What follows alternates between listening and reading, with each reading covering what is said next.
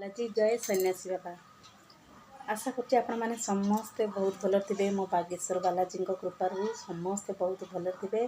बागेश्वर बालाजी कृपा समस्त था। समस्ते खुशी रुहतु, भले रुहतु, जीवनटा को भल भाव में बंचतु। आम बागेश्वर बाबा को सब पूजा करतु। तो मुझे आज आपण मानक गोटे कथा कहवाक चाहूँगी।